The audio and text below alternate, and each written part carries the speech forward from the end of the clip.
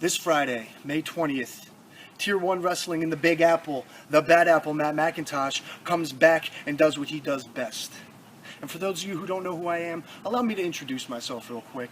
Number one, I'm an opportunist. That's why I slid into this match last minute when Archadia pulled out. Number two, I'm no role model. I'm not here for your kids to look up to. I'm not there for mom and dad and grandma and grandpa to go, oh, what a nice boy. That's not me. I'm a bad mofo. Number three, I'm the best wrestler alive.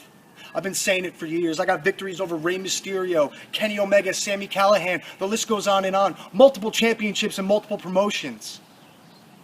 So that opportunity at the Tier 1 Championship is as good as mine.